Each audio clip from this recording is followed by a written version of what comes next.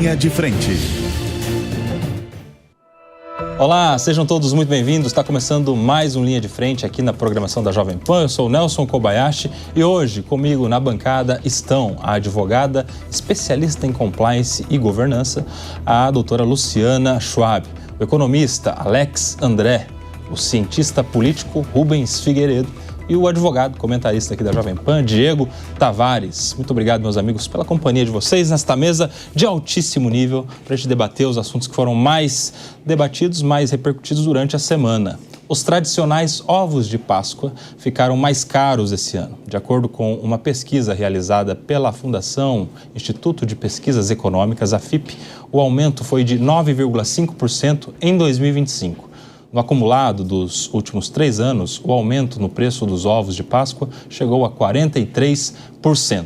Neste fim de semana em que estamos, em que as pessoas estão comemorando com as suas famílias a Páscoa, há menos ovos de Páscoa. Isso parece ser um consenso diante da alta do preço. As pessoas buscam ali a criatividade, substituem o ovo de Páscoa por uma caixa de bombons ou uma barra de chocolate para fazer em casa, já tem até ali uma experiência com as crianças. Mas esta questão do aumento do preço dos ovos de Páscoa, ela entra em um contexto um pouco maior, Alex, com quem eu quero começar, entra em um contexto um pouco maior, que é o aumento das coisas, o aumento do preço de tudo, principalmente dos alimentos. Explica para a gente essa coisa do aumento do preço dos alimentos, inclusive do ovo de Páscoa, que tanto assola a nossa população. Bem-vindo. Obrigado, Nelson. Obrigado a todos os colegas aqui presentes, a audiência da Jovem Pan. Bom, essa questão do ovo de Páscoa é o que retrata claramente a lei da oferta e demanda, né? Muita gente tem criticado o governo por alimentos especificamente, mas não pode criticar o ovo de Páscoa, né? O ovo de Páscoa, ele está caro especificamente pela todos os insumos que estão relacionados a ele. O cacau é o principal fator, né? Quando a gente pega aqui o cacau, teve um aumento de preço muito considerável e pelos produtores, nós tivemos aí uma questão de seca, né? Uma questão de uma falta de oferta por uma demanda mais alta nesse período. E não só faltou cacau, também, como teve uma disponibilidade menor, foi repassado em preço, mas também os ovos. Quando a gente pega aqui o volume total de ovos, pela associação, né, que a gente pega aqui, que é a Associação de Chocolates, amendoins, da indústria, né, como um todo, calcula-se uma disponibilidade de menos, ali, próximo de 20% a 25% a menos de ovos nessa Páscoa comparada à Páscoa do ano passado.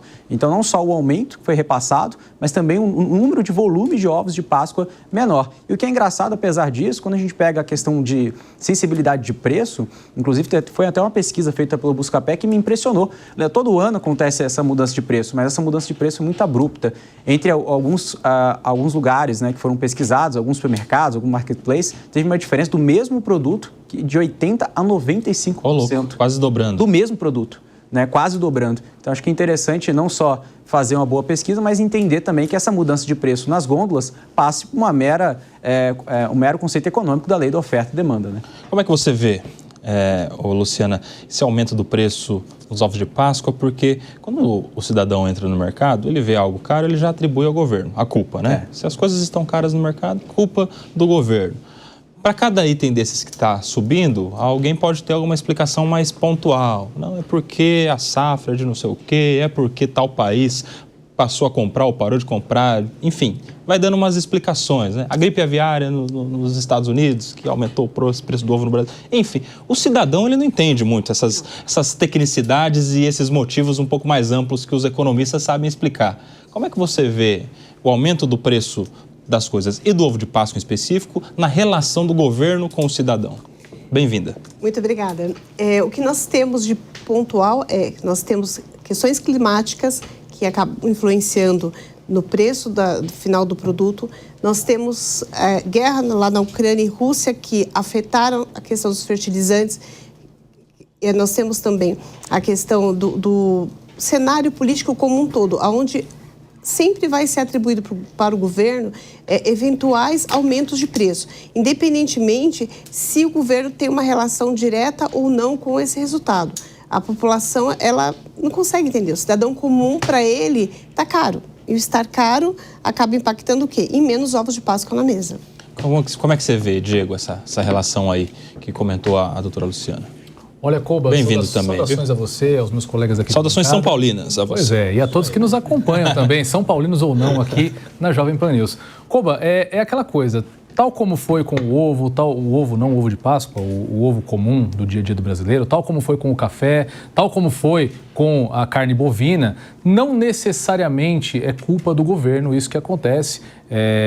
O nosso economista aqui, o Alex, ele relembrou muito bem. Isso acontece todos os anos vira notícia, sempre tem aquelas matérias comparando o preço da barra de chocolate com o preço do ovo.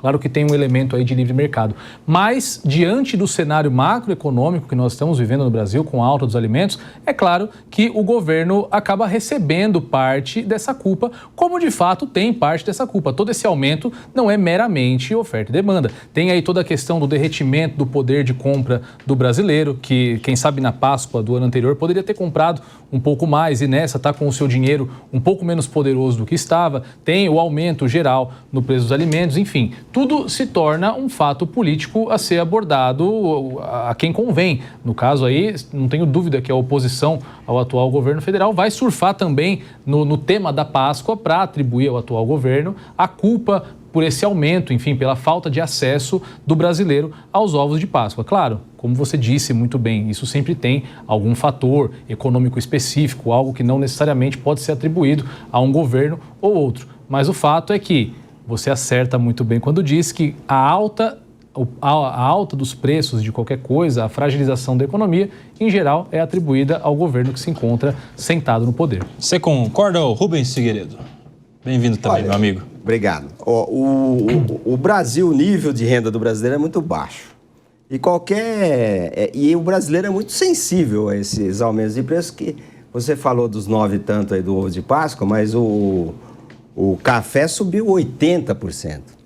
Então, metade do Brasil ganha menos de R$ 1.400 por mês e subiu 80% o insumo que está na mesa. Então, é claro que as pessoas sentem. O eleitor quer o quê? Melhorar de vida. Melhorar de vida é o quê? Renda, é crédito e a inflação baixa. Isso vai um pouco na conta do presidente Lula, mas como ele tem uma espécie de habeas corpus preventivo da opinião pública, um montão de gente... Tem mesmo? Tem. Você acha que tem? Ah, tem. Não tenho dúvida. Mas essa impopularidade aí não é a prova de que ele não está isento às medidas, aos reflexos das medidas do governo? Ou das omissões do governo? Oba, ele seria eleito preso. Isso é um caso da história mundial que tem. Eu não conheço nenhum. Preso, as pesquisas mostraram que ele ganharia a eleição. É claro que se a vida piora, a avaliação dele piora. Mas, segundo o último Datafolha, ele já parou de cair e vai fazer o que for preciso para distribuir dinheiro para o povo viver melhor. Eu quero saber, Alex, em relação a isso que fala o Rubens, parece que o governo entendeu mesmo que economia é o que move a popularidade ou impopularidade e, por consequência, uma viabilidade de reeleição do presidente Lula ou até mesmo da eleição de um sucessor do mesmo grupo, né? Tanto que as últimas medidas anunciadas são todas mais voltadas para a área da economia mesmo. A gente está falando do pé de meia, da ampliação da faixa de renda do Minha Casa Minha Vida, o acesso um pouco facilitado do FGTS, enfim. Dinheiro. É o que o governo está tentando mirar para melhorar essa situação. Se não de melhorar a popularidade, pelo menos frear a onda de impopularidade. Você acha que isso dá tempo de gerar frutos, já que as eleições já estão aí no ano que vem? Bayashi, ótima pergunta. Eu vejo que essas medidas que o governo federal quer fazer são medidas que eu digo que podem ser até populares por parte de vista para quem lê o headline da informação, mas no final do dia são medidas que o próprio governo está cavando a própria cova. Quando a gente pega a questão de orçamento, que a gente vai debater também sobre esse tema, o orçamento ele só vai fechar, o que eu chamo um fechamento artificial esse ano, porque deixou o precatório de fora. O governo passado também teve essa questão com a PEC, né? Agora teve a questão do STF. Mas, ao mesmo tempo, a gente sabe que o orçamento, não só restrito, mas também ele é uma bomba relógio. Então, é uma bomba relógio que vai estourar e tem para estourar. Quer dizer, vai empurrando o problema. Vai empurrando o problema. E as iniciativas de curto prazo são iniciativas voltadas ao consumo. E o que acontece com o consumo? Pressiona a inflação. Para pressionar a inflação, o Banco Central tem que subir ainda mais juros. Se não subir mais juros, tem que manter em patamar restritivo, como a linguagem do Banco Central diz, ou seja, manter nos juros mais altos. E aí sobe os juros, sobe a dívida também, né? Sobe a dívida. Então é uma bola de neve.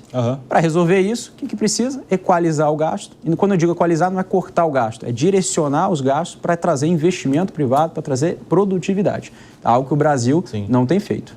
E você, Diego, como é que vê? Eu já ia emendar essa pergunta para o Alex. Alex, diante de tudo isso, o que o Brasil está fazendo para controlar a dívida pública nesse sentido? Eu também, sinceramente, não vejo nada. Está muito claro que o Brasil precisava de um ajuste fiscal que tivesse início dentro da própria máquina pública, da porta para dentro. Um enxugamento severo de gastos do que o nosso país custa para a iniciativa privada. Mas o que nós ouvimos diariamente aqui na Jovem Pan, em todos os noticiários, é o quê? É o Bolsa isso, é o Bolsa aquilo, é o Auxílio A, o Auxílio B. Agora, a mais nova, né, a bola da vez, que é a isenção do imposto de renda para quem ganha até R$5.000, curiosamente, em ano eleitoral. Enfim, que nós sabemos que também essa história de que vai ter uma contrapartida, que os ricos passarão a pagar esse imposto que o pobre não vai pagar, pura balela. O rico investe em planejamento tributário, investe na holding, investe na offshore, enfim, ele tem meios para tirar o dinheiro dele da reta dessa tributação e com isso nós vamos ocasionar o quê? Mais rombo no orçamento. E isso vai acabar pressionando os impostos sobre o consumo, que são a maioria dos impostos que nós temos no país. Então falta muito do governo fazer essa lição de casa, dar o exemplo principalmente, para que nós possamos vislumbrar ao menos um ajuste das nossas contas públicas e melhorar a situação econômica de modo geral no país. Ô, Luciana, e como é que você vê também esse desafio do governo de fazer todas essas medidas aí que a gente comentava, o Diego comentou, mas, por outro lado, manter o equilíbrio das contas? A promessa do ministro aí para esses anos anteriores era de melhorar a questão do déficit, prometeu até déficit zero, que não foi integralmente cumprido, né? Porque o déficit zero, depois que a gente teve um déficit aí de 70 bilhões, mais ou menos, não foi isso? Falou, é 0, tanto, não é que é 0. Ficou dentro da promessa, entenderam mal. Ou seja, não tem como, o dinheiro não dá na árvore, tem que de outro lado, equalizar. Por exemplo, a isenção do imposto de renda para quem ganha até R$5.000 precisa de uma compensação, segundo dados do próprio Ministério da Fazenda, de 27 bilhões. De onde sai esse equilíbrio? Vai economizar 27 bilhões ou vai taxar em algum outro lugar para arrecadar de outra fonte esse valor? E aí, Luciana? Eu acho que o governo ele vem com uma série de promessas desde do início do governo. Nós tivemos aí recentemente a promessa de que o FGTS iria impulsionar a economia. Não impulsionou, porque as pessoas já haviam sacado. Agora temos uma série de situações relacionadas a quê? A questão da tabela do imposto de renda, a isenção para quem ganha até R$5.000. O déficit está lá. Quem que vai pagar isso? Essa é uma pergunta que ninguém consegue responder, porque assim, as pessoas estão sem dinheiro. O índice de produção está diminuindo, o comércio não está funcionando, então não tem arrecadação, não tem de onde repor. Então são promessas e mais promessas e cada vez mais a conta aumentando. E o que me chama a atenção foi que ontem saiu uma notícia que em 2029 nós não vamos ter dinheiro para nada. Então os reflexos da... Pô, eu já estou em 2029 faz tempo, hein? Então, os reflexos 2029 desde 2017. Que nós vamos ter lá na frente é da má gestão que começou agora. Se alguém falar que está tudo em ordem, não está, as pessoas não têm dinheiro. O comércio está parado, a indústria não consegue inovar e não tem de onde tirar. E aí? Fala pra gente, Rubens. Eu gosto muito daquela frase, o Brasil tem um enorme passado pela frente. A nossa Previdência está literalmente falida. Porque quem contribui hoje, contribui para quem está recebendo para trás. Então, nós tem que arrumar outro jeito com o imposto de renda. Então, vai ter que subir, imposto vai ter que subir. De cada R$1 que sobe do salário mínimo, você sabe melhor que eu, são 300 ou 400 milhões. 400 milhões que aumenta a dívida pública. Nós temos 95%, milhões de brasileiros, 95 milhões, ou no BPC, ou dependendo da Previdência Social. E o Estado é o grande produtor de desigualdade. Não tem sentido você ter um ovo de Páscoa que o pobre paga 60% de imposto e o rico paga 60% de imposto. Isso tem que mudar. Tem que começar a mudar na estrutura, senão não já que você falou de salário mínimo, enfim, de cada real que sobe do salário mínimo, já temos notícias sobre o salário mínimo do ano que vem, que inclusive impacta também no INSS, que você também já citou, Rubens. O governo federal enviou ao Congresso Nacional o projeto de lei de diretrizes orçamentárias, a LDO, de 2026. O texto antecipa as bases do orçamento do próximo ano, que será marcado por eleições gerais. Traz projeções econômicas, como o possível aumento do salário mínimo. Na estimativa do governo, já em janeiro de 2026, o salário mínimo será de R$ 1.630. Hoje, o valor mínimo está em R$ 1.518. Se confirmada a projeção econômica, o reajuste será de 7,4%, ou seja, R$ 112 de aumento no salário mínimo. Ô Alex, eu quero entender de você como é que você vê essa projeção do valor aí de 1.630, que acaba sendo um cumprimento de promessa do presidente, né? Ele fez a campanha dele muito pautada em aumentar o valor do salário mínimo acima da inflação, né? Ou seja, 7,4 dá mais do que a inflação, porque a gente espera não ter uma inflação de 7,4.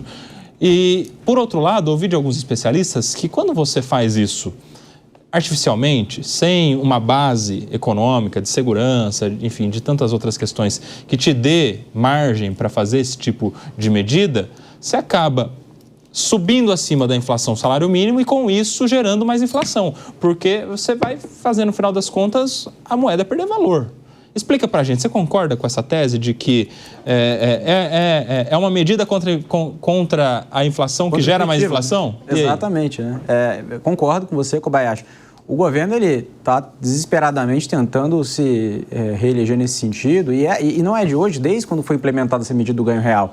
Eu acredito que para ter essa iniciativa do ganho real de uma forma consistente, o governo claramente, Kobayashi, precisa ter uma trajetória da dívida pública saudável. E que eu digo saudável? Ou seja, as receitas atuais e não implementar receitas extraordinárias ou tirar a receita do arcabouço fiscal, enfim, tentar artificialmente mudar a conta.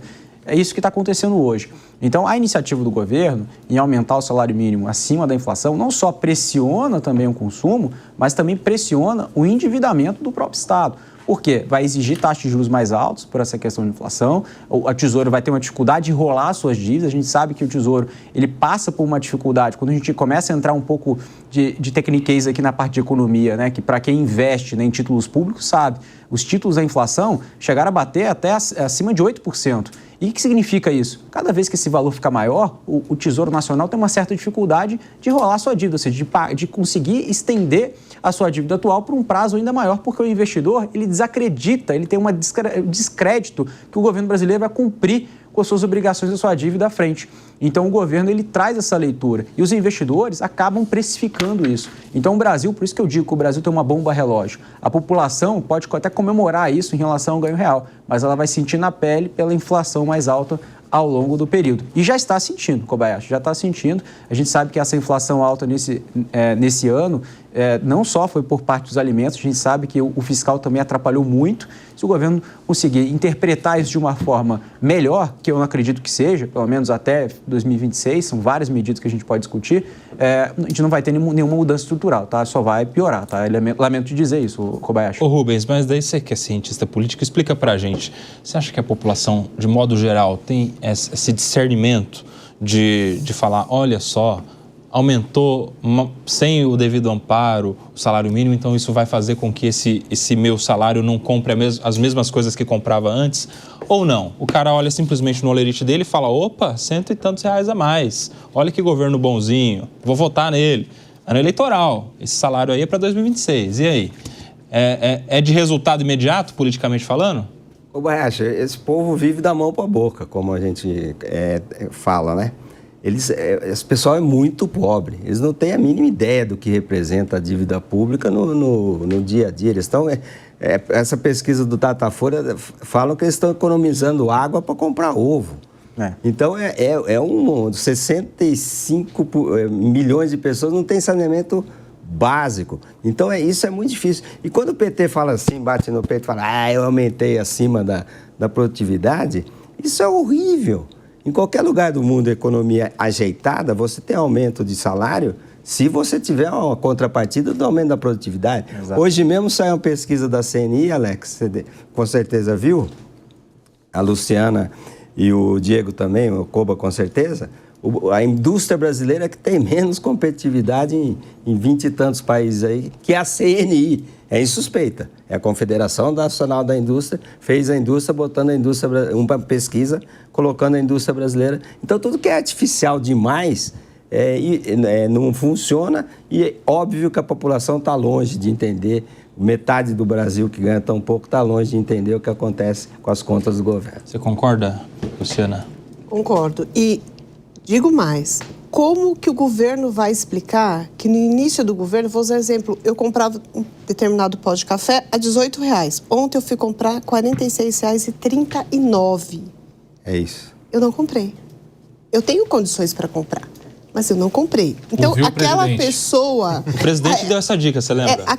Aquela pessoa que vive em condições de vulnerabilidade precárias, tem famílias que são 10 pessoas vivendo com Bolsa Família, um trabalha na casa e tem um salário de R$ 1.512. Essa pessoa vai sentir cada vez mais esse aumento da inflação, cada vez mais a necessidade de colocar alimento na mesa e não ter. Sem contar o custo dos medicamentos. A gente não tem saúde, a gente não tem alimento adequado, não tem moradia adequada, não tem saneamento básico adequado. Nas grandes cidades, cada vez mais, a gente vê um aumento crescente da criminalidade em virtude do quê? As pessoas estão passando fome e acabam se perdendo. Então, como que vai explicar que esse governo funciona, que as coisas vão melhorar? Não vão melhorar. E aí, Diego? Bom, Koba, primeiro eu preciso falar que eu estou anotando aqui todas as frases do Rubens, né? Essa aqui das pessoas da mão para a boca eu achei sensacional. Ele já soltou outras aqui. Estou achando que está sendo um aprendizado hoje. Mas eu acho, Koba, que a simples existência de uma política de salário mínimo que serve, de fato, para que esses governos façam propaganda, façam palanque eleitoral em cima desse tipo de rendimento que não cobre as necessidades mais básicas, isso atesta a falência, atesta que o Brasil é, de fato, um país muito pobre. Quando você vai para Dinamarca, Finlândia, Suécia, Itália, enfim, diversos outros países, não existe política de salário mínimo, porque isso faz parte daquela narrativa de que o empresário, o empregador, a pessoa da iniciativa privada é um malvadão que, se não tiver o governo ali de olho em cima dele, fixando qualquer remuneração mínima, esse cara vai se transformar num escravo, quando, na verdade, o ambiente que nós temos no Brasil é justamente outro. O empresário brasileiro, hoje, em geral, é um cara que trabalha 14 horas por dia, que não tem um rendimento ali muito maior, não tem uma qualidade de vida muito maior do que a dos seus próprios empregados, se tiverem empregados. É em cima desse cara que o Brasil descarrega o peso de uma máquina pública que é obsoleta, que é ineficiente, que é inchada e, sobretudo, muito cara. Mais uma vez, eu repito aqui e peço até desculpas por ser redundante com a nossa audiência. O grande segredo para o Brasil escapar desse lamaçal econômico é enxugar a máquina pública. Não com um Estado inexistente, mas um Estado naquilo que é necessário e, de fato, prezando pelo interesse público e pela eficiência dos serviços públicos. Enquanto a gente tiver bolsa para isso, auxílio para aquilo, enquanto a gente tiver o judiciário mais caro do Brasil, enquanto nós tivermos uma classe política cheia de penduricalhos e vantagens, dificilmente o Brasil vai deixar de ser essa máquina de pegar dinheiro dos mais pobres e transferir para os mais ricos. Você sabe que uma das grandes críticas em relação ao governo do presidente Lula, não só esse Lula 3, mas em todos os outros, é a quantidade de ministérios, né? Que se justificam no discurso do presidente pela preocupação com temas sensíveis das necessidades do Brasil e dos brasileiros. Um dos ministérios criados nessa gestão é o Ministério do Microempreendedor, da empresa de pequeno porte, Ministério do Empreendedorismo, que tem como ministro o ministro Márcio França, que assumiu esse posto depois de ter que deixar o Ministério de Portos e Aeroportos para acomodar ali alguns partidos, no caso foi o Republicanos com o ministro Silvio Costa. Como é que vocês veem um governo que tem um Ministério do Empreendedorismo, desde o começo do governo praticamente, né, do final do primeiro ano, e até agora não tem uma marca de empreendedorismo? Não tem. Vocês sabem dizer que algum projeto, algum plano, algum ato, alguma proposta, iniciativa de empreendedorismo que tenha colado nesse governo? Tem ministério, mas não gerou esse trabalho do ponto de vista da população enxergar o governo trabalhando para isso. E seria o caminho adequado, né, Alex? Você fortalecer o microempreendedor, o pequeno empreendedor, e ele ter condições de pagar um salário maior para os seus empregados. Sim. Mais do que isso, você dá condições de capacitação técnica para as pessoas se tornarem competitivas no mercado de trabalho e aí, né, com um valor a entregar para os empreendedores, cobrar um salário maior também, não é? Exato. Não deveria ser o sentido contrário? Não da caneta para o Lerite, mas, poxa, do trabalho que vai gerar naturalmente um salário maior, e aí? É a capacitação, né? Aí a gente fala de um gargalo ainda maior que entra, né, na seara da educação. Mas falando da parte de empreendedorismo por si só, a teoria até que existe, tá, Kobayashi? Mas só que eu não vejo nada materializado. O que é? Na minha opinião, uma das principais pautas na parte do Ministério do Empreendedorismo é o aumento do limite do faturamento do MEI. Isso é muito importante, porque a gente vê aí, grande parte das empresas que são abertas hoje no Brasil são micro e pequenos empreendedores. E aquele micro e pequeno empreendedor que consegue o sucesso, né? Ou seja, que quer expandir seu negócio, né? Que quer contratar mais de um funcionário e aí que quer abrir outra loja, enfim, que cresce o faturamento, ele acaba tendo um regime tributário mais complexo, logo pagando mais imposto, e a gente precisa equalizar isso. Ou seja, tem uma linha aqui que não acaba sendo justa para o microempreendedor, para as médias e grandes empresas. Então, ou seja, um micro e pequeno empreendedor que acaba de ter um sucesso no seu negócio, acaba abrindo mais 2, 3 lojas, ele acaba até assumindo um regime tributário até praticamente igual. Claro que tem um Simples também que ajuda bastante, né? Ele veio realmente para simplificar, mas eu vejo que a ampliação do faturamento do MEI, ele abre, sim, uma chance, né, do empreendedor conseguir manter, inclusive nesse momento agora, né? A gente tem um momento de grande dificuldade e aí, sim, essa parte de equalizar a parte das despesas e trazer um certo benefício tributário para os empreendedores, eu vejo como válido. Por quê? Porque traz produtividade, traz emprego, né? Então, ou seja, a gente vê que isso realmente funciona no Brasil e não, de fato, trazer um assistencialismo clássico que já vem acontecendo há muito tempo. Em vez de você aumentar o assistencialismo, aumenta benefício tributário, né? É uma renúncia fiscal, né? É uma falta de acaba arrecadando menos, mas o benefício é maior, melhora a produtividade. Eu nunca nem vi o Márcio França falar sobre isso, com todo respeito ao ministro Márcio França, e que seria uma pauta fundamental da pasta dele. Você fez uma pergunta para o Alex sobre o Ministério, Koba, é triste ter que dizer isso, mas o Ministério do Empreendedorismo foi criado simplesmente para abrigar o Márcio França, que por questões políticas não ficou mais no Ministério dos Portos e Aeroportos. Para quem não sabe, o Ministério do Empreendedorismo é uma salinha ali dentro da Vice-Presidência da República, onde o ministro fica lá falando simplesmente de política. Procura uma notícia do Márcio França aí no Google, depois do Linha de Frente, claro, por enquanto fica na nossa audiência aqui, mas procura notícias sobre o Márcio França, só ouve-se falar de questões políticas, que quer se lançar o governo do Estado, enfim, nem sei se dentro do escopo do governo federal ele tem liberdade para tratar de questões a respeito da pasta mesmo, né? O que parece é que foi só um cargo criado para dar a ele um certo prestígio diante de um arranjo político que o desfavoreceu na ocasião. Foi um desprestígio com o Márcio França, né, que teria sido um dos principais articuladores da junção do Lula e do Alckmin, dessa chapa, inclusive, e que depois, na hora que precisou o governo tirar, alguém tirou bem esse, o que uniu o presidente com o vice para a chapa. Agora, já que o Alex falou da questão da educação, eu quero falar com vocês também, porque isso é importante em relação ao salário. Os primeiros governos do presidente Lula também se marcaram pelo acesso do jovem ao nível superior, ao ensino superior, às faculdades. Tivemos um boom de faculdades.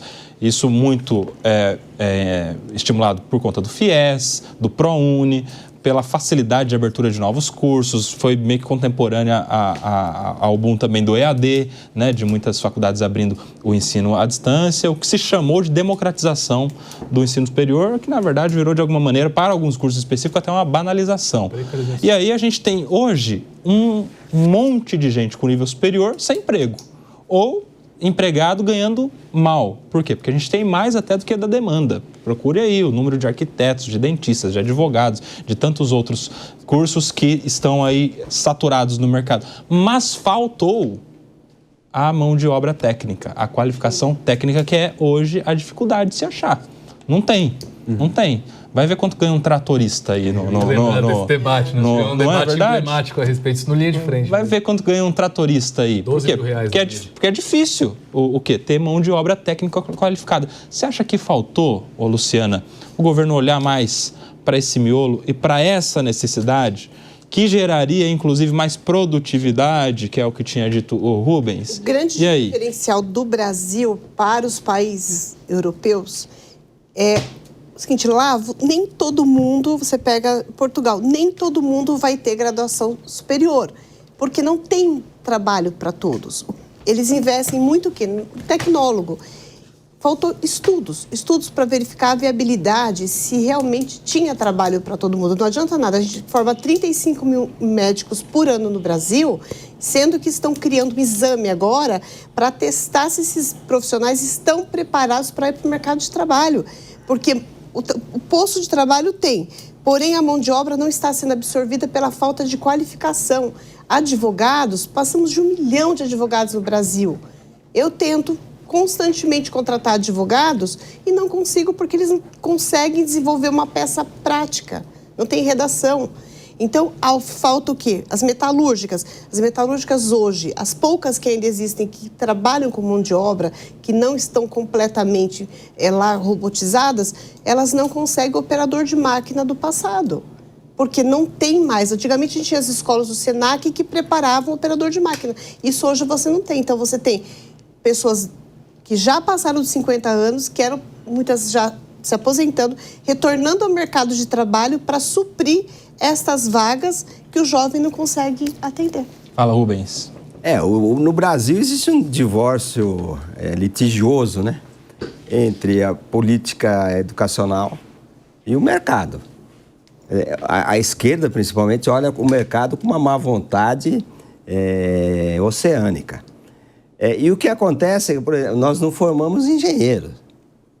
O Brasil não forma engenheiro, não tem engenheiro. Então, o Brasil é um país em construção eternamente, que não tem engenheiro. Eu queria voltar no negócio do empreendedorismo, porque existe uma divisão cultural muito interessante no Brasil. Porque você tem um conjunto de brasileiros que tem a cultura do da CLT, né, que é de 40, é um negócio da década de 40, a economia mudou, o mundo mudou. E você tem essa cultura do empreendedor, que é esse pessoal que vai, luta, compra seu negocinho, vai para frente. E a esquerda é contra.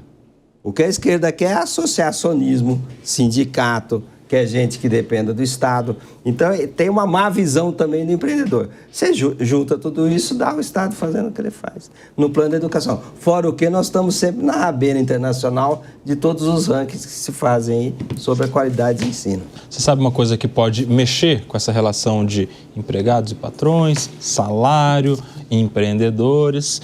É a decisão dessa semana do ministro Gilmar Mendes em relação à suspensão de todos os julgamentos a respeito de pejotização. O ministro do Supremo Tribunal Federal, Gilmar Mendes, determinou nesta semana a suspensão de todos os processos que tratam da chamada pejotização do trabalho. A decisão afeta milhares de ações em tramitação na Justiça. A partir dessa decisão do ministro Gilmar Mendes, uma série de entidades se manifestaram, principalmente aquelas ligadas à advocacia trabalhista, à magistratura trabalhista, aos especialistas da área que acham que o STF está, na verdade, tomando para si uma competência que não tem, que é a de cuidar das relações de trabalho. Como é que você vê essa suspensão, Luciana? Porque são milhares de pessoas que estão na expectativa ou de ganhar uma ação ou de se defender de uma ação, né? E agora vão ter que ficar esperando. Uma instabilidade jurídica do nosso país. Por quê?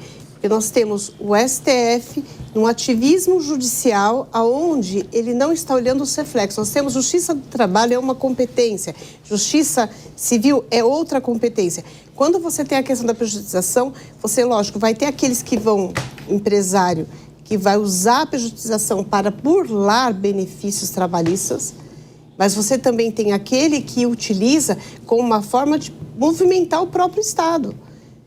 A economia. E aí, esses processos vão ficar parados, essas pessoas vão ficar sem receber, a gente tem um aumento crescente de empresas falindo, que não conseguem, entram numa recuperação judicial, quando entra, que o custo é altíssimo, e não consegue sair. Menos de 1% no Brasil das empresas se recuperam.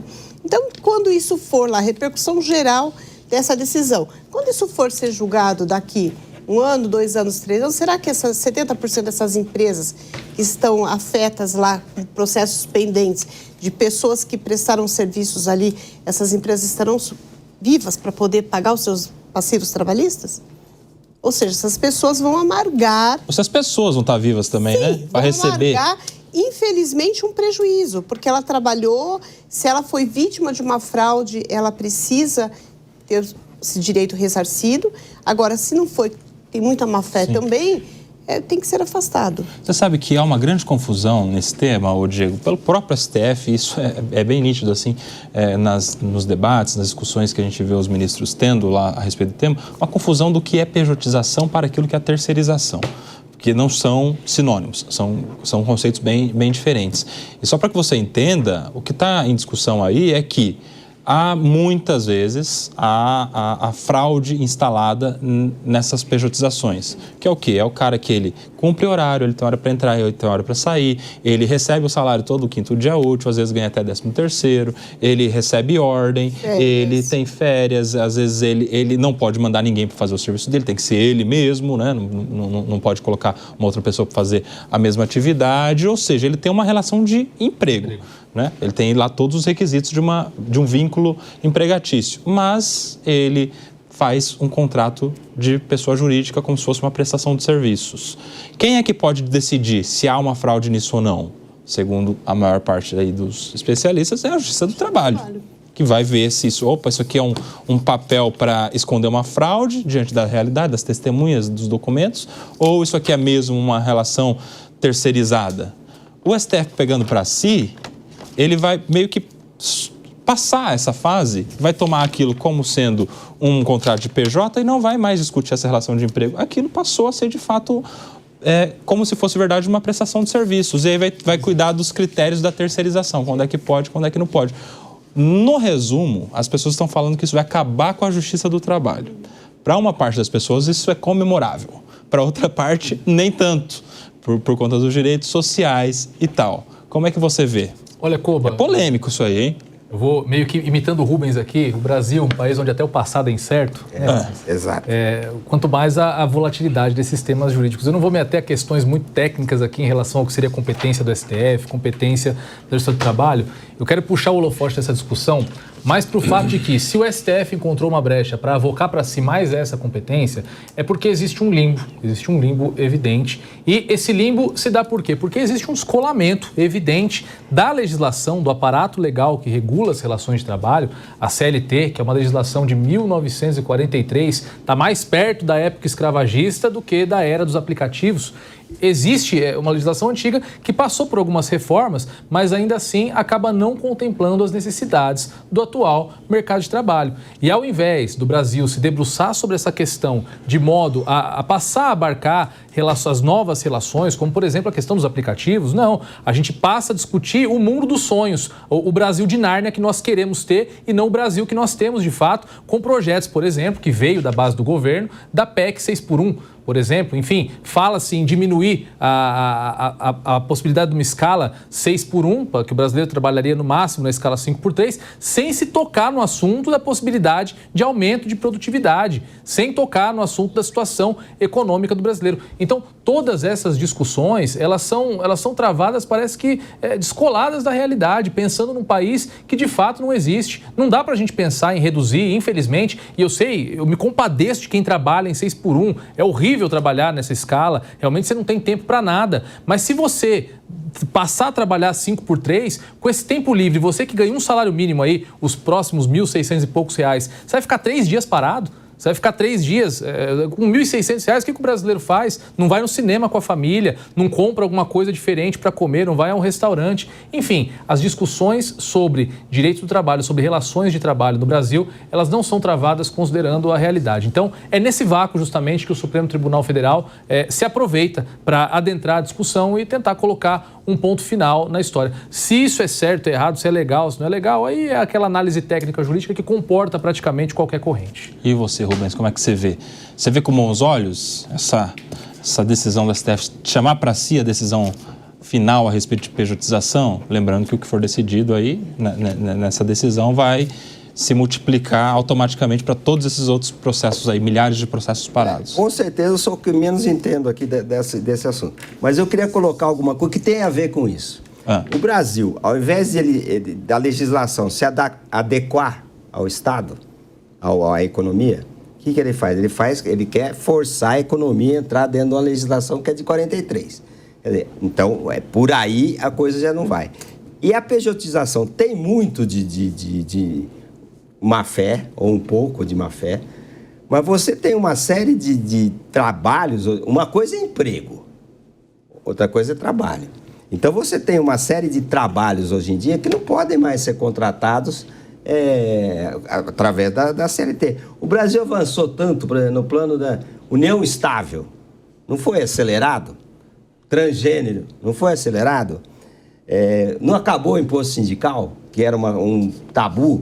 Por que não adequa essa lei? Porque senão vai ter sempre uma enxurrada de ações. Tem um artigo do Pedro Neri, no Estado de São Paulo, que é fantástico. Ele falou, pô, se o Trump estivesse aqui, ele ia botar o tarifaço lá, imediatamente, um grupo de empresários de Goiás ia entrar com uma liminar dizendo que não pode pagar mais caro fertilizante. E por aí vai, porque o Brasil é tão permeável à legislação, é o país que mais tem causas no mundo, é o país onde o judiciário é mais caro. Então, uma providência empresarial, né, que é para a economia funcionar, acaba dando essa confusão toda. Isso tem reflexos econômicos muito claros também, né, o Alex?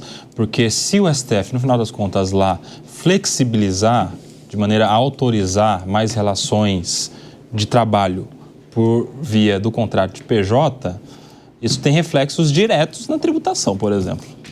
Quem é que sustenta o INSS? É o trabalhador que paga INSS com o patrão que paga INSS. Se isso não é mais uma relação de patrão e de empregado que paga o INSS, não vai ter mais dinheiro sustentando o INSS, que já é deficitário. Sim. Mas já não tem. E aí?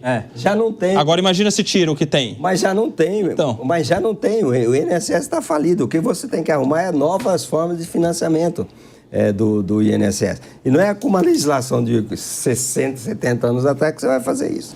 Então, você tem que modelar a legislação de acordo com o estado da economia. E do jeito que está, o INSS não se sustenta, vai ter que vir de outra renda. Mas a gente adianta e muito o dia do velório do INSS. Se a gente tiver essa flexibilização, né? Tá tudo em já faltei? Não fui convidado. No sétimo dia. Está na missa de um ano. Tem a missa de 7 dias. E aí, Alex, quais são os aspectos econômicos disso aí?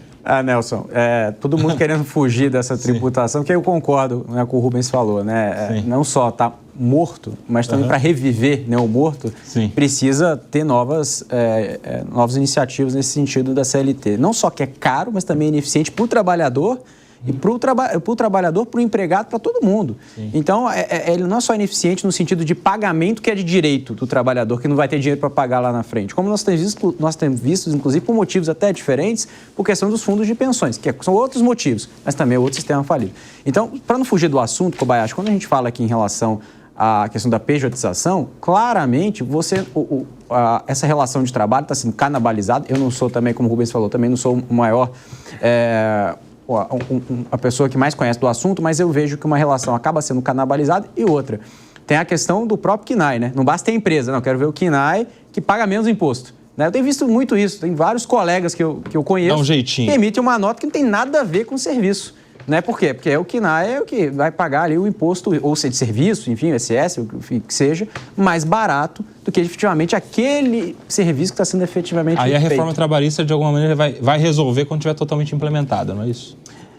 Eu vejo... Trabalhista não, reforma tributária. Tributária, sim. Mas já fala assim, adiar inclusive o início da transição, né? Porque o aparato brasileiro não comporta... O sistema que já está ruim, com um sistema novo caminhando concomitantemente. Eu duvido dessa transição, tá? Eu acho que a teoria da... extremamente difícil. Provavelmente vai ser prorrogado, você acha, ou não? O governo não está preparado para isso, não está preparado. Bastidores já falam em prorrogação, em adiamento do início da transição. Não dá para acreditar em nada, né? Tudo é imprevisível, tudo muda. Até 2026 dá para acreditar em tudo. Que o orçamento vai fechar, que a transição vai acontecer. Dá para acreditar que o governo vai gastar mais. Isso aí dá para acreditar. Não tenho dúvida. Certo. Isso sempre acontece. Mas pode concluir, o Alex, o grande aspecto econômico dessa decisão em relação à pejotização. Se você acha que se a gente tivesse mais contratos PJ...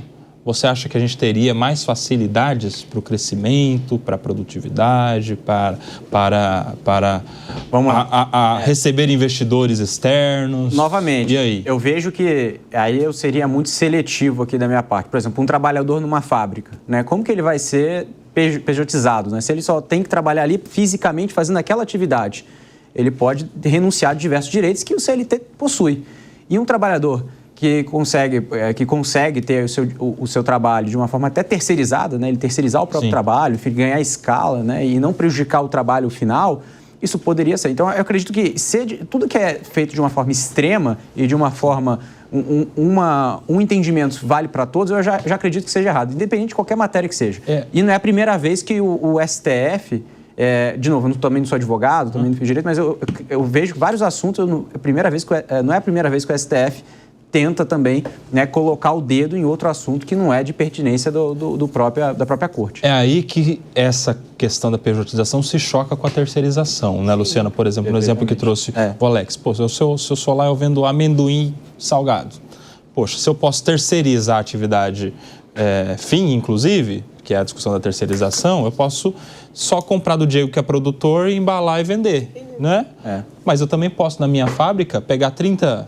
que hoje são meus funcionários, falar, opa, a partir de hoje todos vocês são uma empresa de fazer amendoim. Então eu vou fazer 30 contratos aqui com 30 prestadores de serviços, não pago mais INSS, não pago mais os impostos de uma relação trabalhista, se você se acidentar, meio que problema seu, e aí a partir de agora temos contratos de PJ. Precisa ser... E aí? Aqueles que se enquadram lá na Lei da Liberdade Econômica, que eles estão cientes do que eles vão contratar, daquele que especificamente ele... Eu vendo amendoim, sou vendedor de amendoim, eu sou uma pessoa autônoma. Essa pessoa vai ganhar R$5.000. Qual que é a obrigação de quem está contratando lá? Recolher 11% de ISS. Essa pessoa vai falar, não, meu serviço é R$5.000, mas eu quero bruto. Quem está contratando fala, não, mas eu tenho que descontar. E vai ficar esse impasse. Conclusão, aqui não recolhe e aqui não recolhe. E os anos vão se passando. Um dia essa pessoa vai bater na porta do INSS. E aí ela não vai ter direito a uma aposentadoria, mas ela vai ter direito a um benefício lá do LOAS, pela idade, por doença, e aí vira um custo para toda a sociedade e não tem de onde tirar para efetuar esse pagamento. E isso tem sido uma prática constante. Você pega hoje pequenas construtoras, eles têm o eletricista, a pessoa que trabalha na parte hidráulica, o pedreiro, o ajudante, eles estão todos em mês.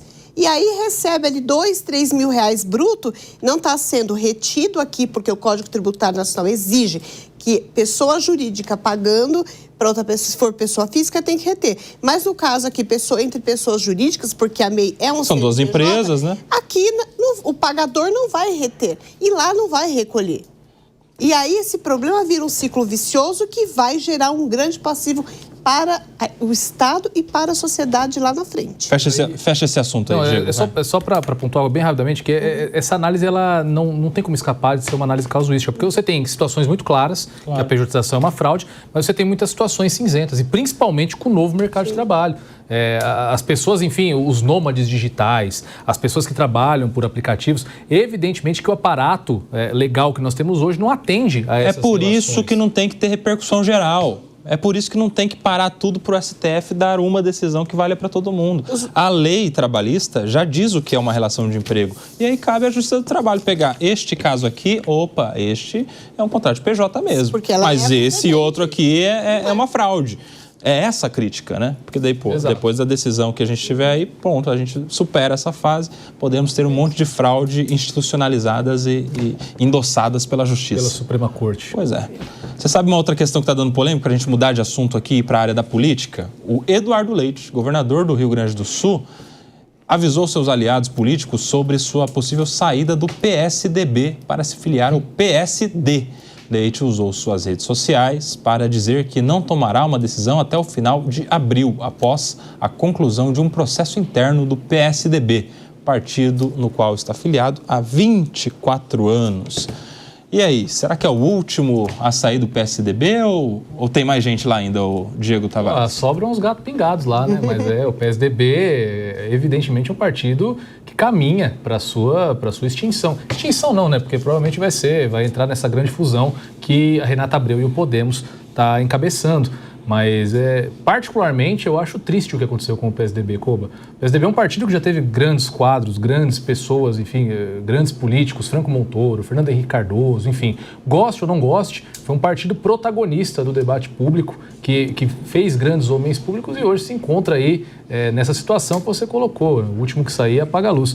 A respeito do Eduardo Leite indicar que poderá deixar o PSDB, como está escrito aqui no nosso GC, essa decisão está mais do que tomada. Vai acompanhar tantos outros aí quadros do partido que migraram para o PSD do Gilberto Kassab, que é o novo partidão que nós teremos no Brasil agora, que de forma histórica, inclusive, desbancou o MDB na quantidade de prefeituras eleitas na última eleição. Desde a redemocratização, o MDB sempre foi o partido com mais prefeituras no Brasil. PSD de Gilberto Kassab, nesse movimento de angariar muitos quadros de partidos que, como o PSDB, estão aí definhando, conseguiu superar o MDB nessa marca de prefeituras. Então, enfim, é mais um capítulo aí da queda, né? Ascensão e queda dos tucanos, do tucanato brasileiro. E aí, Rubens, como é que você vê? Eduardo Leite é uma figura política interessante. Ele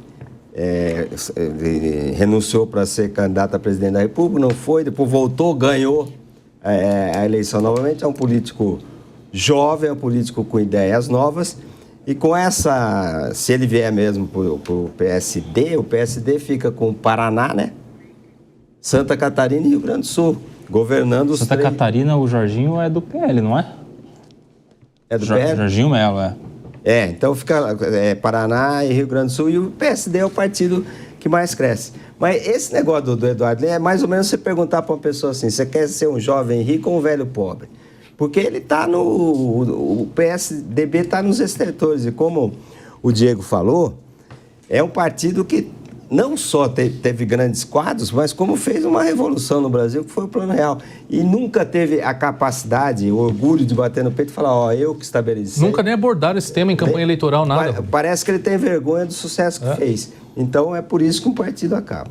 Jorginho Melo é do PL mesmo, governador de Santa Catarina. Agora, com essa movimentação do Eduardo Leite indo para o PSD, ele acaba meio que renunciando à possibilidade de ser candidato à presidência, né? Porque lá no PSD parece que já há um preferido, caso tenha candidato próprio, que é justamente o Ratinho Júnior, inclusive que já manifestou a possibilidade de ser um candidato, se tiver ambiente, apoio suficiente para ser um presidenciável. Como é que você vê esse movimento do Eduardo Leite, que já tentou lá atrás, naquela disputa que teve internamente com o João Dória, que depois não teve apoio do partido, que acabou apoiando Simone Tebet, e agora estava sendo citado como um possível, enfim. Vai acabar indo pelo mesmo caminho, vai ficar no esquecimento ali, no cantinho, porque o PSD hoje é uma máquina, a gente tem o Kassab apoiando o governador de São Paulo, que ainda é uma incógnita se Tarcísio vem ou não candidato a governador, ou se ele tentando uma reeleição, ou se mesmo ele vai tentar a presidência da República. Uhum. Se ele vier e o Ratinho Júnior não vier, e aí? Não vai ter espaço para o Eduardo Leite. Então, ele vai ficar na geladeira. Ele vai ter que pleitear um outro cargo ou aguardar uma indicação. Eu acho que é um erro muito grande que ele está fazendo. Porque, querendo ou não, até então, tínhamos 3 governadores do mesmo partido, saiu a Lira, ficou agora só do Mato Grosso, ele ainda continua, ele saindo, ele vai ser o quê? Mais um na fila do pão lá esperando? Porque a gente tem alguns que saíram e que agora estão tentando uma recolocação. E você, Alex, como é que vê esse movimento do governador Eduardo Leite? Bom, Kobayashi, quando você pega o movimento do próprio Leite, desde a questão das tragédias, na minha concepção, principalmente quando o lado econômico do Estado, né, que passou por muita dificuldade, eu não vi nenhuma grande iniciativa do governador em conseguir realmente retomar o processo da economia naquela mesma velocidade. Falando do meu aspecto econômico, você está falando aqui de Estado. E aí, quando você entra numa disputa presidencial, né, que tem outros nomes fortes, né, que estão sendo cotados, muitos deles, apesar de não ter sido oficializado, mas o próprio Tarcísio, que tem feito um trabalho muito forte no estado de São Paulo, eu vejo, concordo até com a opinião da Luciana. É um candidato que entrando para essa corrida eleitoral, não vai ter o mesmo peso dos outros. Eu vejo que a saída, na minha opinião, talvez seria no Senado, né, e não seria, no caso, se candidatando ali um possível presidenciável, ou até mesmo como vice. Eu acho que o vice poderia até ser uma alternativa, na minha opinião, mas talvez o Senado pode ser um lugar que possa caber ali o próprio Eduardo Leite nesse sentido. Tá? Então, acho que é um pouco da minha opinião em relação ao trabalho que ele fez, a popularidade do Estado, né, o que ele tem de popularidade no próprio Estado e também a sua representatividade nacional vis-à-vis a Brasília. Você acha que é um caminho natural ser senador, Eduardo Leite? Olha, eu não sei se é um caminho natural, Koba, porque como você disse aqui, essa troca, esse dilema que o Eduardo Leite enfrenta entre PSDB e PSD é aquela história, eu vou ser o rei dos ratos ou eu vou ser um rato entre reis. Ele acaba trocando uma posição de destaque de número 1 de um partido para ser mais um ali nos quadros do PSD. E certamente muitos interesses políticos estarão envolvidos aí e uma vaga no Senado sempre é algo que nós brincamos, né? Dentro dos partidos é disputada no soco. Então, o Eduardo Leite vai ter que superar lideranças políticas, algumas às vezes que são mais maturadas, às vezes não para a opinião popular, mas dentro da própria estrutura partidária, que nós sabemos que numa eleição do Senado é muito mais importante que você tenha um apoio massivo do partido do que a própria adesão popular. Isso se comprova até mesmo pelos senadores que nós temos eleitos hoje. Você que está em casa nos acompanhando, se pergunte aí mentalmente quem são os senadores do seu estado.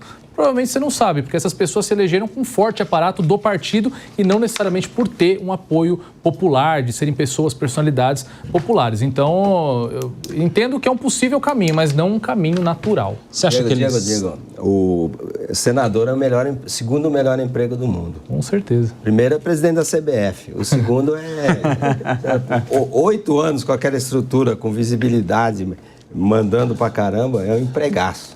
Mas você viu que depois dos aumentos na CBF, não só o presidente está se dando bem lá, tem vários outros cargos bons na CBF. Isso rende uma pauta no programa inteiro. Isso aí, vai ter cartorário largando cartório para ir ser dirigente da CBF. Mas vocês veem o Eduardo Leite, por exemplo, ele está num contexto também que é bem discutido dentro do PSDB, que foi a falta de oxigenação dos seus quadros, né?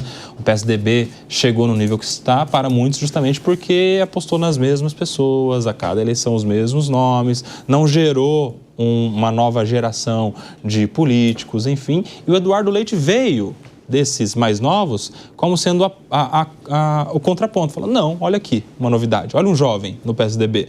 Se ele sair, aí que não tem mesmo a prova de renovação no PSDB, né, Diego? Não, sobra um quadro ou outro. Você foi também da juventude do PSDB? Não, fui nada. Não, porque a gente tem vários conhecidos nossos que foram da juventude. Da juventude do PSDB. Imagina hoje ser juventude do PSDB hoje está com 55 anos. Não é nada de etarismo. Olha lá. Aqui, mas pelo amor de Deus, né? O PSDB de fato é um partido que não se oxigenou. Mas aí, Koba... Assim como o PT não se oxigena também. Eu vou fazer uma defesa aqui do PSDB nesse sentido, porque isso é cultural da política brasileira. Nós não temos partidos políticos que estruturalmente investem em novos quadros, que formam ali a sua divisão de base para criar novos políticos em potencial. Eu particularmente não consigo pensar em nenhum partido aqui. O PT, de forma muito emblemática... O PL tem feito isso. Tem uma dependência da figura, inclusive, do presidente Lula. O que se diz por aí é que com a saída do Lula da frente das atividades do PT, seja pela morte do presidente, que já se encontra com uma idade avançada, ou por qualquer outro motivo, vai fragmentar o partido em diversos outros PTs. Dizem que tem cerca de 5 ou 6 micropartidos nascendo dentro do próprio PT.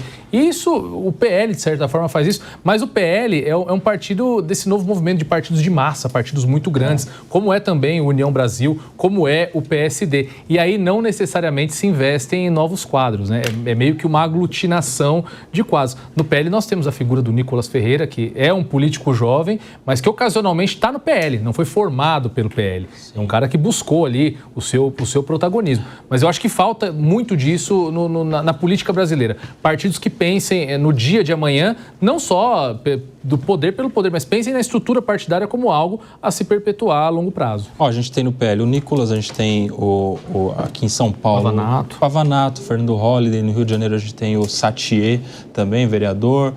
Em Curitiba, aquele outro jovem, acho que não é do PL, é do Partido Novo, é o Guilherme Kilter, também. Eles têm esse movimento. Na direita parece que tem mais esse movimento. Até, por exemplo, o MBL, né, que tem aqui, fez vereadora em São Paulo, Amanda Vettorazzo, tem deputado estadual. Parece que a direita organiza melhor essa oxigenação. Tem uma base que é o jovem novo, que é a preparação de potenciais políticos para o futuro. Que eles começam lá com a meninada com 16 anos de idade, já se filiam ao partido e é feito todo um trabalho. Só que é um partido pequeno e que tem uma representatividade muito pequena lá. Aí quando a gente olha para a esquerda, essas novas lideranças jovens não estão no partido do presidente. A gente tem no PSB a Tabata e o namorado, João Campos. A gente tem no PSOL uma série de jovens também sendo eleitos. Mas fala aí, você, um jovem do PT. Não tem, né? Coba, uma coisa... Rapidinho, vamos lá. Rapidão demais. Ó, o partido precisa passar uma ideia para a sociedade. Sim. Ou senão ele vira um conglomerado de políticos com densidade eleitoral. O PT talvez passe a ideia de partido dos pobres. Para quem tem mais de 100 anos, o MDB passa a ideia de democratização. Né? O PSDB, para quem tem mais de 70, passa a ideia de estabilização da moeda. E o PL passa hoje a ideia de ser o partido do Bolsonaro. Então, esses são... Então, o PSDB ficou sem história e o MDB também. E essa é uma notícia interessante, hein? Ministros do Supremo Tribunal Federal e a cúpula do Congresso estão analisando uma alternativa à proposta de anistia. O objetivo é aprimorar a lei existente, diminuindo a pena de réus de menor importância condenados pelos atos golpistas de 8 de janeiro. O atual projeto de lei de golpe de Estado não permite diferenciar financiadores, organizadores e líderes dos demais réus de menor importância. Toda a polêmica envolvendo o PL da anistia, a ideia disso não pegar bem no judiciário, a pressão sobre o Hugo Mota, presidente da Câmara, que tem agora na mão um documento assinado pela maioria, 262 deputados federais. Como é que você está vendo esse debate todo, Luciana? Você acha que tem pauta da urgência desse projeto? Então, é algo complicadíssimo, porque quando o pessoal fala assim, as penas que estão sendo aplicadas são altas, a gente tem que olhar o nascedouro. Nós temos na Constituição Federal, artigo 17, que permitiu que a aplicação da democracia defensiva, que pautou cada uma dessas penas. Só que quando você pega aqui, você está partindo de uma redução de 1/6 para 1/3 para diminuir essas penas, você tem que separar quem são os organizadores, os financiadores e quem estava lá a individualizar a conduta de cada um. E ao individualizar a conduta de cada um, isso se torna, sim, importante, porque você pegar uma dona de casa ser condenada em 14 anos é extremamente pesado quando um homicida muitas vezes tem uma pena de 6 anos. Só que o nosso maior problema aqui vai abrir um precedente para que daqui a pouco tudo seja anistiado. E ao tudo ser anistiado, a população vai sentir, o Estado vai sentir os efeitos disso. Então, a meu ver, é urgente? Depende da visão e de que lado que você está. E você, Diego? Eu acho que se é urgente ou não, definir serão os representantes eleitos pelo povo, como a Luciana disse aqui. Já coletaram as assinaturas necessárias para pautar essa urgência. Agora, cabe ao presidente da casa mostrar que, de fato, o Congresso Nacional tem o seu protagonismo, tem a sua independência para pautar e discutir a matéria, enfrentar a matéria como ela tem que ser enfrentada. O que é muito complicado, Coba, é nós assistirmos os parlamentares, por exemplo, reclamarem de avanços do Supremo sobre as suas competências, mas esses parlamentares se manterem inertes quando são provocados de uma determinada discussão. Ora, está muito claro que essa pauta da anistia é algo urgente no Brasil, é algo que está causando muita discussão, está trazendo muita controvérsia, principalmente diante dos expedientes que nós estamos acompanhando no judiciário. Existe uma sensação de injustiça muito grande em relação a muitos dos réus do 8 de janeiro. Existem muitas críticas a respeito de certas violações do processo penal, da inobservância de princípios básicos de direito, ou seja, isso tem que ser enfrentado. E, novamente, é uma chance do nosso Congresso Nacional retomar parte do seu protagonismo, porque a anistia, e eu recomendo aqui até a nossa audiência, fazendo mais uma recomendação, que depois do programa busque no YouTube um vídeo do ministro Gilmar Mendes falando sobre a anistia. Ele crava de forma muito clara que a anistia é um ato privativo do Congresso Nacional, é uma decisão política e sobre tal decisão política não cabe ingerência de qualquer outro poder da República. Então, Precisa que o nosso presidente da Câmara, o deputado Hugo Mota, ouça o clamor dos seus colegas parlamentares e paute a anistia, se for o caso, depois paute o projeto de lei para discutir a anistia desses manifestantes. O que ele não pode é ficar se escondendo dentro do seu gabinete e deixando para lá e sempre colocando uma pauta na frente e outra e deixando o debate, porque aí sim ele abre esse vácuo que é ocupado pelo Supremo Tribunal Federal e por outros interlocutores políticos. Agora, vamos falar aqui dessa alternativa. A anistia é perdão. A anistia é extinção de punibilidade, ou seja, quem está sendo investigado tem a investigação arquivada, quem está sendo processado tem um processo arquivado, quem já está condenado tem o perdão da condenação. É basicamente isso. Isso envolve a todo mundo que está na mesma situação ali. Perdão por completo.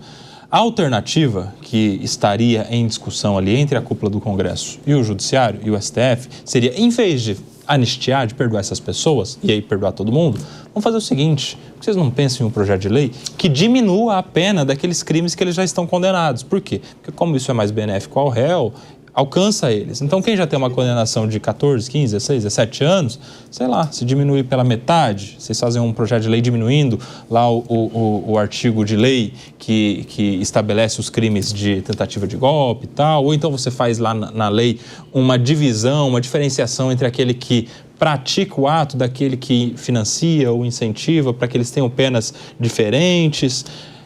Como é que você vê isso, Alex? Porque parece ser um meio termo interessante, mas, diferentemente da anistia, que seria para aqueles que já praticaram, isso aí seria para qualquer novo fato daqui para frente. Ou seja, se do resultado da próxima eleição, seja quem quer que ganhe, o insatisfeito vai lá e faz a mesma coisa, ele já tem uma pena menor também, porque a lei já mudou para ficar menor a pena. Não é pior esse cenário, diante da possibilidade de se mudar a lei, inclusive para os fatos futuros? Não é um estímulo, de alguma maneira, a quem quer fazer o que fizeram no 8 de janeiro? Bom, Kobayashi, eu vejo que precisa ser, a minha leitura é que precisa ser sim, ser mudada essa característica. Você vê as penas, pelos que as pessoas fizeram, realmente teve uma desproporção muito grande. E de outros crimes que, inclusive, enfim, se a gente entrar nessa seara em relação à pena, que foi realmente, de fato, penalizado, que foi julgado, aquilo que foi feito, tem uma discrepância muito grande, entre outros, vários casos que a gente tem aqui à tona. Acho que o ponto importante, pelo que eu vejo, a ala do governo tem uma certa resistência porque vai dizer, pelo menos agora, nesse momento, que não quer se curvar aos golpistas, né? Que é isso que a ala do governo diz. Quando a gente fala do projeto de lei, né, que pode reduzir um terço, pode reduzir um sexto, mesmo no Congresso, que tem aí essa pressão pelo Hugo Mota, no Senado é diferente. Né? No Senado, pelo menos, que eu tenho lido, que eu tenho pesquisado, é que o Davi Alcolumbre ele não tem olhado essa pauta como uma pauta do Brasil. Então, eu vejo que não é um tema tão fácil de gerir e, ao mesmo tempo, nessa questão da equalização de uma pauta, de um crime, né, que foi colocado e de uma pena mais branda, eu vejo que mesmo que pode ser usado pelo outro, um outro representante, seja de direita, seja de esquerda, enfim, para utilizar isso como um artifício para se fazer o mesmo movimento que foi feito no passado, a gravidade daquilo que foi feito tem que ser realmente julgada, que eles foram baderneiros. Tiveram as pessoas que foram julgadas ali que não estiveram nem ali, não teve ali nenhuma objetividade de fato para um golpe de Estado. Então eu questiono isso, a materialidade da própria justiça que foi colocada as penas em várias pessoas que foram feitas ali. Então a própria Débora em relação ao batom, enfim, aquilo ali, será que realmente precisava de fato? Então eu acho que não só a materialidade do julgamento, mas também ao mesmo tempo a subjetividade do que é golpe de Estado. Né? Eu acho que essa é a grande parte que é questionado. O que é golpe de Estado? É aquilo que foi colocado? Ou é um golpe de Estado de fato que é utilizado as Forças Armadas, enfim, tudo mais, como foi feito em outros países, inclusive no próprio Brasil no passado. Então eu questiono isso. E aí, questionando-se isso, eu coloco o mérito do julgamento do que seria mais justo nesse caso. Tá? Eu não sou o maior especialista nesse tema, mas eu vejo que tem uma diferença muito grande entre o que realmente um golpe de Estado, que é de fato daquilo que foi feito no 8 de janeiro. E você, Rubens Figueiredo? Aconteça o que aconteceu, eu acho que a sociedade tem que perceber que foi feito justiça. Porque você tem, grosso modo, 40% dos eleitores rejeitam Lula e 40% rejeitam o Bolsonaro. Então, essa é uma questão política, muito sensível. Muito sensível. Agora, você tem que dividir o andar de cima com o andar de baixo. Uma coisa é você anistiar o grupo de baderneiros, anistiar ou diminuir a pena daquele grupo de baderneiros que está lá. Outra coisa é você punir aqueles que estavam planejando assassinar o presidente da República, o vice-presidente, ministro do Supremo. Essa é uma questão eminentemente política, que deve ter uma saída política, de preferência de conversa entre o Supremo, que em última instância manda tudo, e o Congresso Nacional, para que a sociedade perceba que a justiça foi feita. A pesquisa do Datafolha mostra que a maioria dos brasileiros querem uma punição.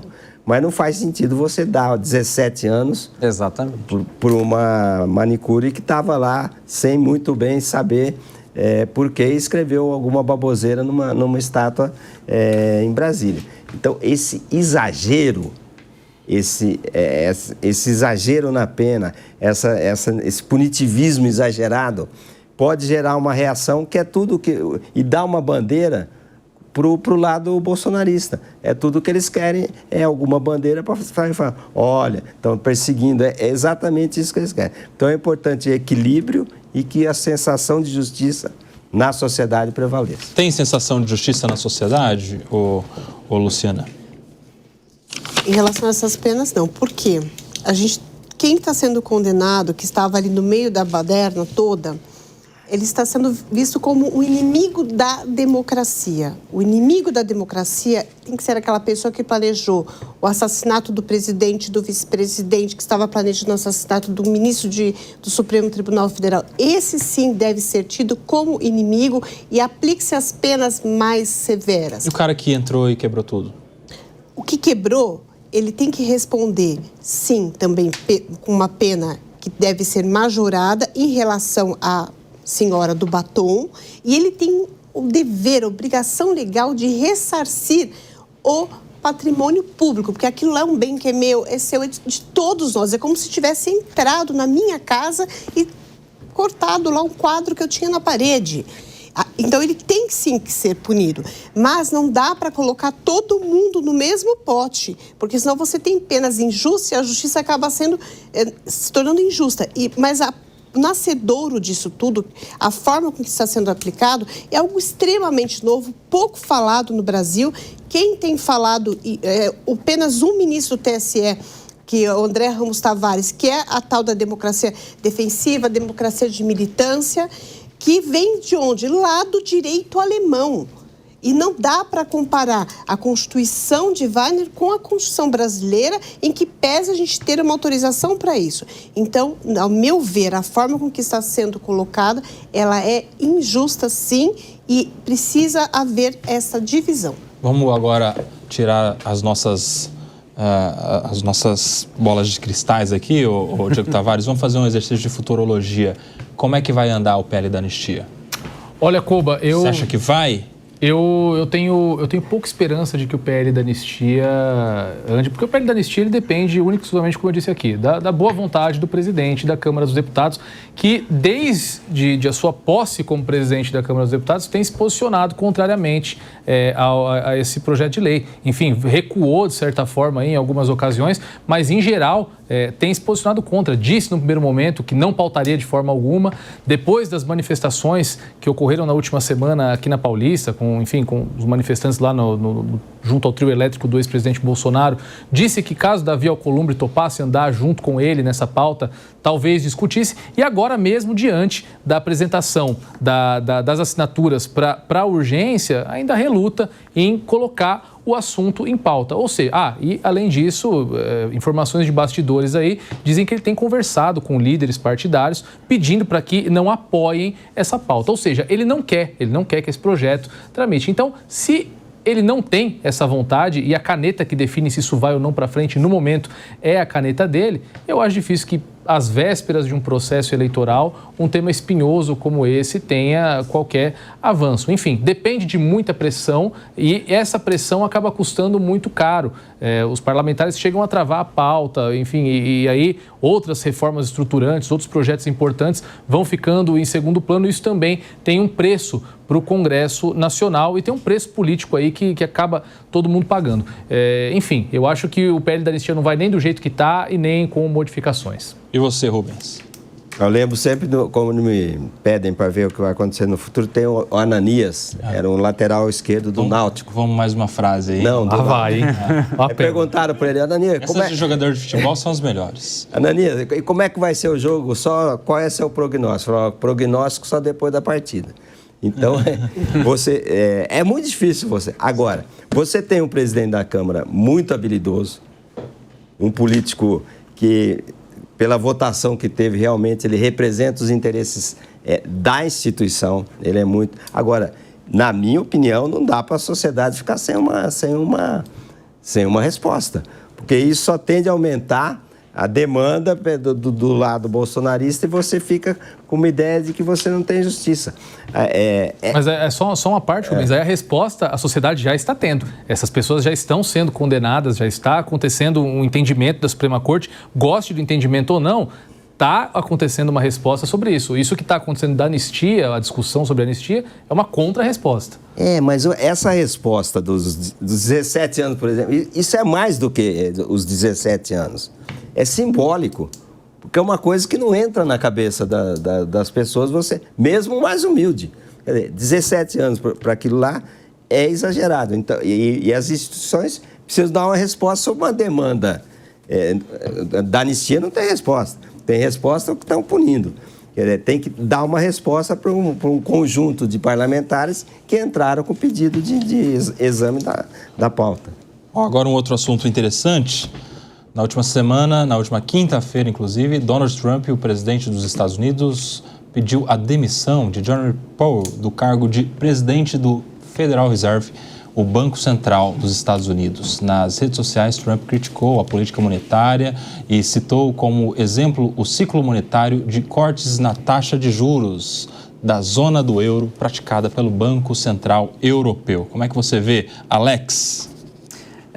O Trump está tendo uma aula com o Lula e como interferir a política monetária, né? E se ele realmente observar o que foi feito, por exemplo, na Turquia, onde a inflação subia e a taxa de juros cortava, porque lá não tem Banco Central independente, o Erdogan, enfim, como um doido, né, sempre interferiu e nós vimos aí uma inflação galopante, o maior juro real do mundo. Então, acho que é um ponto importante a se considerar, o Trump tem que separar essas duas figuras, e não que eu defenda, tá? Eu até mesmo julgo por esse movimento, mas é um Trump político que quer agradar a sua população para trazer, não, olha, quem é o malvado da história não sou eu, presidente, o malvado da história é o presidente do Banco Central. Isso ele quer passar para a população que não entende de taxa de juros, que não entende o movimento da economia. E, por outro lado, a gente sabe que quem está trazendo inflação é o próprio presidente, né, com esse tarifaço todo. Então, ele está jogando uma responsabilidade que é dele, né, que não é do Jerome Powell. O Jerome Powell disse claramente, eu vou controlar a inflação. Se vier o tarifaço e for um efeito inflacionário, que é isso que todos os economistas dizem, também colaboram com a sua opinião, eu vou manter taxa de juros mais alta. Por isso que a Europa, a gente está vendo uma aceleração econômica, né? A Alemanha, que é uma potência, acaba trazendo uma aceleração econômica, enfim, outros países do bloco europeu, e aquela pressão inflacionária que nós vimos agora cedendo, e o Banco Central abre sim uma brecha para cortar juros por lá, mas não se leva a mesma metodologia da Europa para os Estados Unidos, com uma dinâmica de economia totalmente diferente, principalmente causada pelo próprio presidente. Agora o André, explica para a gente aí qual é o impacto direto que os juros altos nos Estados Unidos pode ter aqui no Brasil. Primeiro efeito, com juros altos nos Estados Unidos, a gente consegue observar um movimento que a gente consegue ver acho que 2 pontos aqui. Acho que o primeiro é a questão de direcionamento de fluxo para os Estados Unidos. Então, ou seja, os juros estão mais altos por lá, entre outras economias desenvolvidas, não só americanos, mas os investidores estrangeiros acabam investindo dinheiro no dólar, que até o presente momento é a moeda que tem ali a maior representatividade no mundo. O que traz em xeque o próprio dólar, que inclusive com esse tarifaço pode mudar toda essa narrativa, é a questão da própria desvalorização da moeda. Por quê? À medida que o Trump acaba brigando com outros representantes de Estado, por que um país que detém a dívida pública dos Estados Unidos, pela representatividade de moeda, quer financiar os Estados Unidos? Ele não vai querer financiar os Estados Unidos. A China mesmo está comprando ouro porque não quer manter título da dívida americana. Então ele está vendendo título americano comprando ouro. Outros países também seguem fazendo esse movimento. A Rússia já tem feito esse movimento há muitos anos, com razões claras e óbvias. Enfim, então os Estados Unidos ele não vai ter só a apreciação de um dólar que a gente pode observar no curto prazo, mas a dinâmica é, será que esse protagonismo dos Estados Unidos pode se manter no longo prazo? Porque os Estados Unidos cresceu também às custas de outros países financiando a sua dívida. Por isso que a produtividade dos Estados Unidos, a gente tira o chapéu para os Estados Unidos, dizendo sobre esse ponto, porque os Estados Unidos, por muito tempo, conseguiu fazer essa proeza que países como nós, aqui do Brasil, não conseguimos.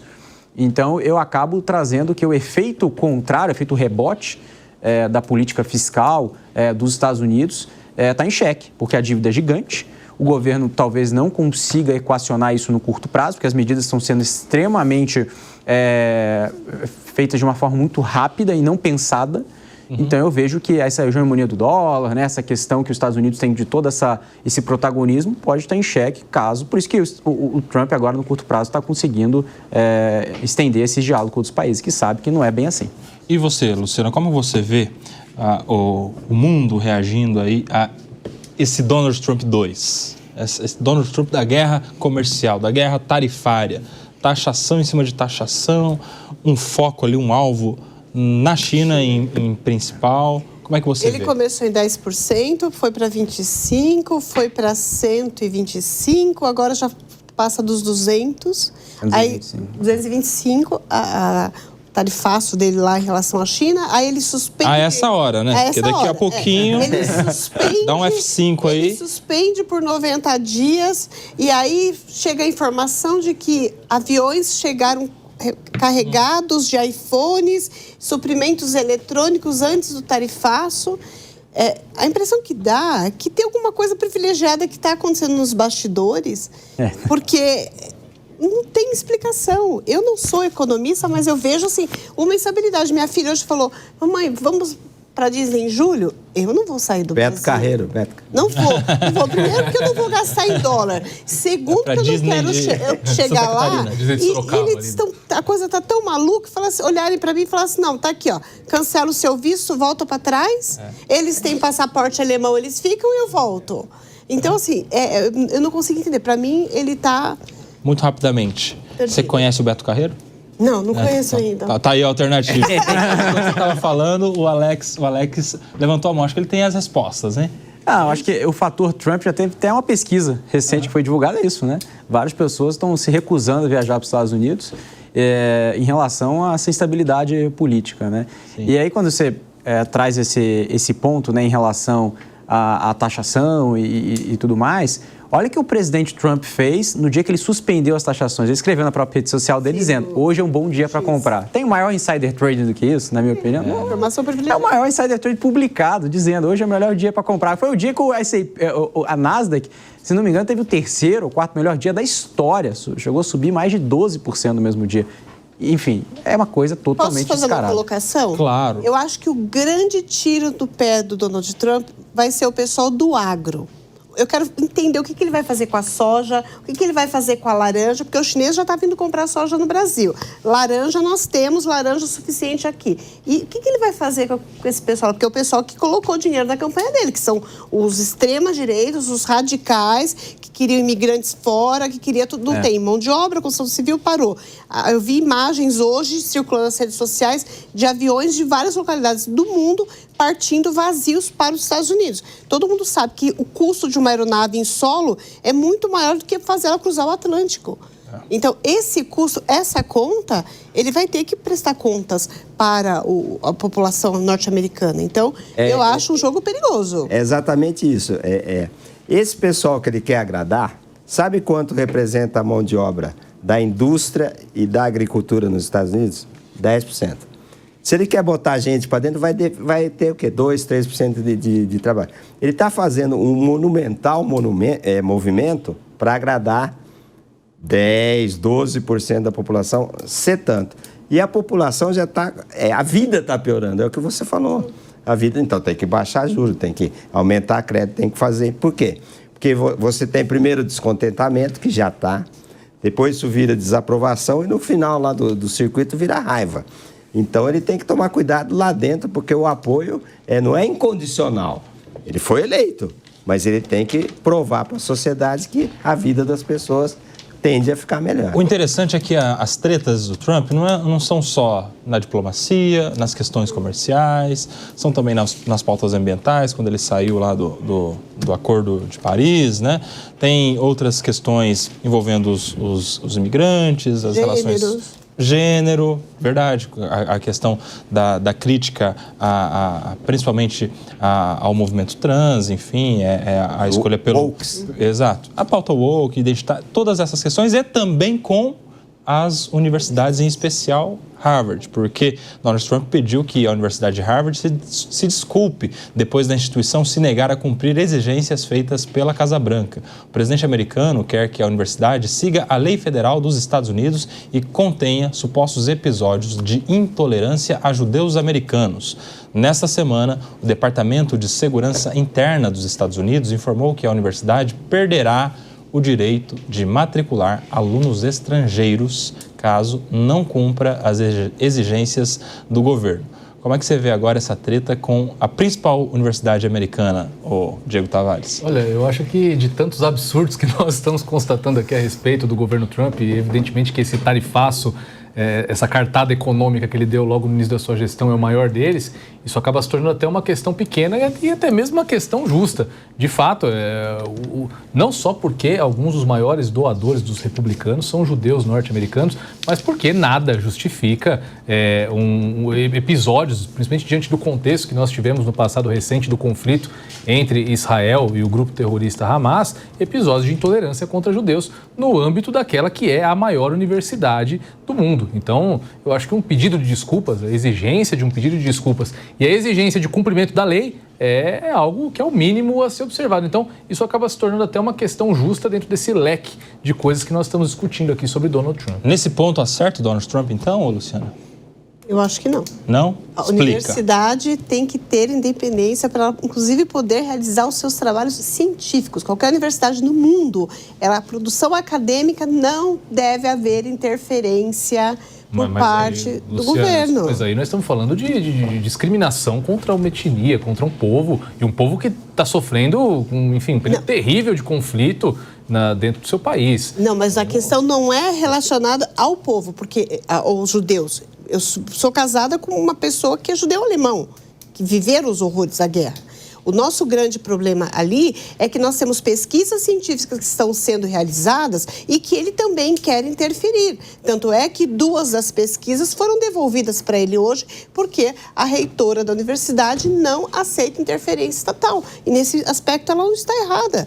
Nós temos que separar questões religiosas da autonomia que a universidade tem que ter. E ele quer colocar tudo num pacote só e vai se submeter à Casa Branca. A produção científica da principal universidade do mundo. É lamentável, Ela é muito triste. Isso tem que ficar Como é que você vê, Rubens? no plano, Luciana, da opinião pública. Isso é uma coisa da sociedade. Quer dizer, o presidente da República tem todo o direito de falar o que ele pensa. Agora, interferir na política interna de produção científica.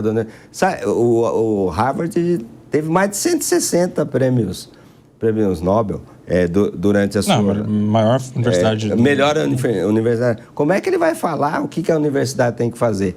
Isso é a coisa de tiranete de república de banana. Desculpa, mas nós estamos falando aqui, não estamos falando de interferência do presidente em estudos, nós estamos falando aqui de antissemitismo acontecendo dentro da universidade. Nós vimos diversos relatos naquelas manifestações que aconteceram, pró-Hamas, inclusive, dentro da universidade, estudantes de Harvard apoiando um grupo terrorista. Mas aqui também, essa discussão tem que... Mas isso é inadmissível.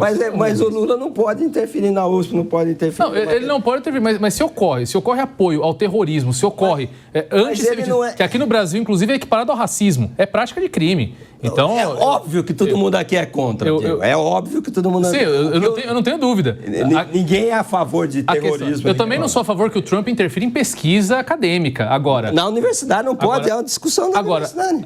Antissemitismo não é discussão na universidade. Antissemitismo, tal como aqui, lá também é crime.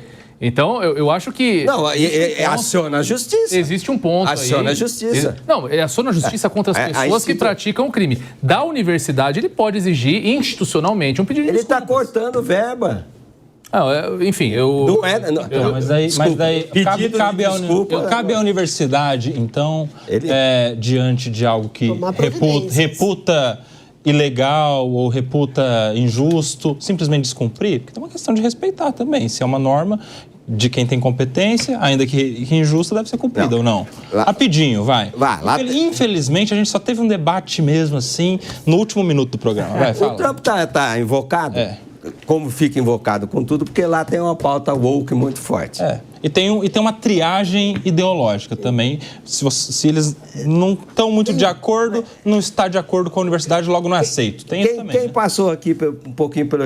Uma das pautas da sociedade é a autonomia da universidade. É ridículo o presidente da República se preocupar com o que estão discutindo na universidade. Infelizmente, esse debate veio muito tarde. A gente vai ter que marcar um novo linha de frente. Começa com esse. Para começar com esse assunto. Quero agradecer a Luciana, ao Alex, ao Rubens e ao Diego que estiveram conosco e a você que esteve na nossa audiência neste fim de semana de Páscoa.